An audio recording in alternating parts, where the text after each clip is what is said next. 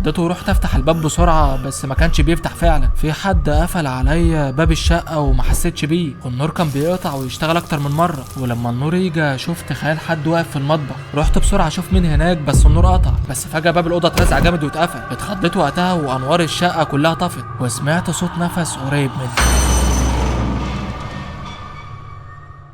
اسمي خالد وعندي 28 سنة، بشتغل مصور في القاهرة، وخطبت مريم البنت الوحيدة اللي حبيتها من أيام الجامعة. كل حاجة كانت ماشية كويس وخلاص كنت بجهز للفرح، لحد ما في يوم وصلني أسوأ خبر سمعته في حياتي. خطيبتي عملت حادثة وماتت قبل فرحنا بأسبوع. كنت مصدوم وبطلت أشتغل وما بقيتش أطلع من البيت. كل ركن في بيتنا بيفكرني بيها لما كنت بكلمها، وعشت في اكتئاب شهور لدرجة إني نسيت شكل ضحكتي كان عامل إزاي. اتدمرت وحسيت إن ما بقيتش قادر اعيش من بعدها، لحد ما قلت لنفسي وانا هفضل كده لحد امتى؟ مريم خلاص ماتت ومش هترجع تاني. بس المشكله انه طول ما انا في القاهره كل حاجه هتفكرني بيها. انا محتاج ابدا من الاول تاني وفي مكان محدش يعرفني فيه، واعمل ذكريات جديده تنسيني الماضي. فقررت ان هسيب القاهره وهروح اعيش في اسكندريه، يمكن انسى اللي حصل وابدا حياه جديده. اخترت اسكندريه تحديدا لان مريم كانت بتحبها، ودايما كنت بقول لها نعيش هناك بعد الجواز. بس دلوقتي انا رايح لوحدي وهي مش معايا، وفعلا سبت الشقة اللي أنا ساكن فيها واتحركت على اسكندرية. لفيت كتير أدور على شقة بس الأسعار كانت نار، لحد ما شفت إعلان غريب في جورنال قديم موجود في الكشك، شقة للإيجار بمنطقة محطة الرمل شارع البحر الدور الثالث. بس اللي لفت انتباهي إن كان مكتوب جنب الإعلان بإيجار رمزي، يعني أكيد إيجارها رخيص جدا. رحت هناك والشارع كان ضيق وهادي بشكل مش مريح. البيوت القديمة هناك باين عليها الزمن، بس ده كله مش مهم بالنسبة لي. أنا جاي علشان بيت رقم 7. بصيت على البيت وشفت الحيطة لونها باهت، والبلكونات فيها شبابيك مقفولة بخشب، واليافطة اللي فوق البيت مكتوب عليها بيت صادق والحروف اللي عليها متاكلة. دخلت اسأل البواب بتاع البيت واللي كان راجل عجوز، وقلت له يا عم الحاج الشقة المعروضة للإيجار لسه فاضية؟ اتوتر وقال لي فاضية بس محدش بيكمل فيها. استغربت وقلت له ليه يا عم، بتغرق ولا بتتهز مكانها؟ قال لي يا ابني لا بتغرق ولا بتتهز، اللي بيقعد فيها بيختفي يا ابني، بس انت شكلك راجل وما بتتهزش من الكلام ده. قلت له انا اللي فيها مكفيني وكله محصل بعضه. طلعنا على السلالم اللي كانت مليانه تراب والبيت شكله قديم جدا، لحد ما وصلنا للشقه اللي في الدور التالت، ودي الشقه اللي هسكن فيها. البواب فتح الباب وشميت ريحه بخور غريبه. دخلت اتفرج على الشقه وكانت واسعه بس الاضاءه اللي فيها ضعيفه. كان فيها صاله كبيره وبلكونه بتطل على البحر واوضتين ومطبخ وحمام. قلت لنفسي الشقه كويسه جدا على سعرها، بس هتحتاج مني شويه تنظيف. ودفعت للبواب 500 جنيه تمن ايجار شهرين مقدم. بس قبل ما ينزل قال لي ما تفتحش الاوضه الصغيره اللي في اخر الطرقه،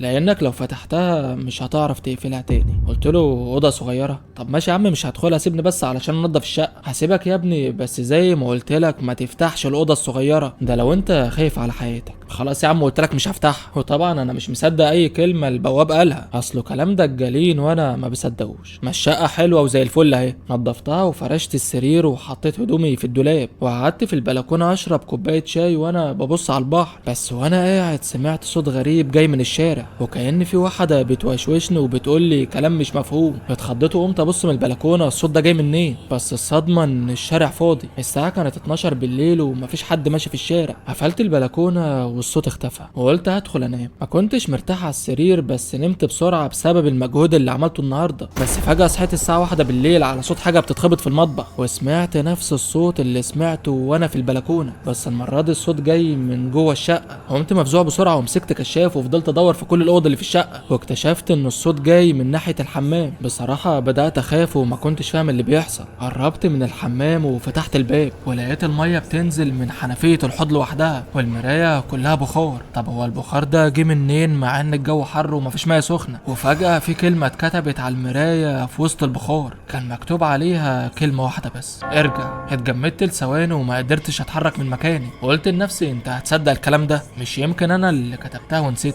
ورحت ومسحت المرايه، بس الصدمه ان شفت في المرايه واحد شبهي بيبصلي ويضحك. فجريت بسرعه وطلعت من الحمام. كنت بنهج وبقول لنفسي انا مش هسيب الشقه بسبب تهيؤات، اكيد اللي حصل ده مش حقيقي. وما نمتش في الليله دي غير ساعه تقريبا. وتاني يوم الصبح نزلت اتمشى شويه، بس اول ما نزلت الناس اللي في الشارع كانوا بيبصوا لي بنظرات غريبه وبيقولوا لبعض ده المجنون اللي قاعد في البيت رقم 7. رحت اسال البقال اللي جنب البيت وقلت له هي ايه حكايه البيت رقم 7؟ فقال لي انت استاذ خالد اللي ساكن فوق؟ قلت له ايوه. فقال لي الشقه دي يا ابني محدش قعد فيها اكتر من اسبوع، اصل اللي بناها قري عليها. قلت له قري عليها ازاي يعني؟ مش فاهم. قال لي الراجل اللي بناها اسمه الشيخ صالح، والبيت ده اخر حاجه بناها قبل ما يختفي، بس مش شيخ محترم زي الشيوخ التانية، لا ده كان بيحضر جن، ولما حاول يفسخ العهد معاهم اختفى وسابهم محبوسين في الشقه اللي انت قاعد فيها، واي حد بيفتح الاوضه الصغيره اللي في اخر الطرقه بيحرر واحد منهم. فقلت له يا عم وانا مالي بالاوضه اللي في اخر الطرقه؟ ومشيت وقلت لنفسي جرى يا عم خالد انت هتصدق كلامه ولا ايه؟ ده تلاقيه راجل كبير وبيخرف. ومش هكذب عليكم الكلام ده كنت بقوله علشان اطمن نفسي، لان حاسس ان بدات اخاف. ورحت اجيب شويه اكل علشان اطبخ منه، ورجعت الشقه بالليل دخلت وقفلت الباب ورايا، بس فجاه سمعت صوت المفتاح بيتلف في القفل لوحده من جوه. اتخضيت ورحت افتح الباب بسرعه بس ما كانش بيفتح فعلا، في حد قفل عليا باب الشقه وما حسيتش بيه، والنور كان بيقطع ويشتغل اكتر من مره. ولما النور يجي شفت خيال حد واقف في المطبخ، رحت بسرعه اشوف مين هناك بس النور قطع. ولما النور رجع تاني ما لقيتش حد، كنت واقف مصدوم ومش مصدق اللي بيحصل. ورحت افتح باب الشقه لقيته فتح. طب هو ايه اللي حصل من شويه ده؟ معقوله تكون دي كلها تهيؤات؟ معرفش، بس اللي اعرفه ان مش هسيب الشقه مهما حصل. وعدى بعدها 3 ايام والغريب ان ما حصلش فيهم اي حاجه. قلت لنفسي وقتها ما الشقه زي الفل يا عم خالد، ما فيش اي حاجه من العبط ده، اكيد الكلام اللي سمعته من الناس قبل ما اشتري الشقه هو اللي اثر عليا. ودخلت الاوضه علشان انام، بس فجاه سمعت نفس صوت الست اللي سمعتها في اول ليله ليا في الشقه، بس المره دي كان اوضح بكتير، وكنت سامعها بتقولي بالظبط،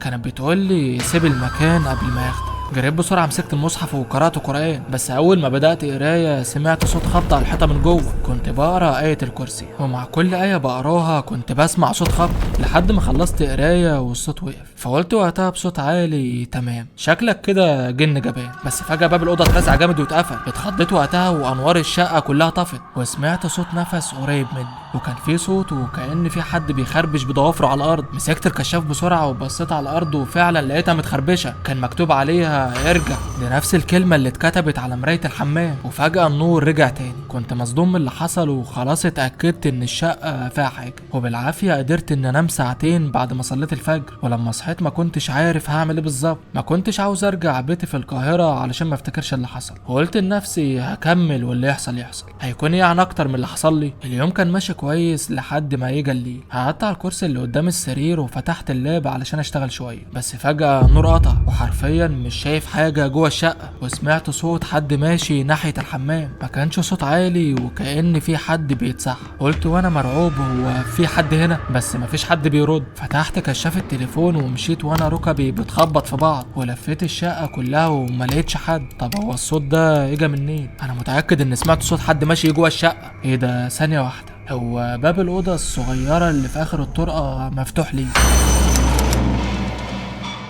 لو الفيديو عجبك ما تنساش تتابعنا على يوتيوب، لان الجزء التاني هينزل هناك. سلام.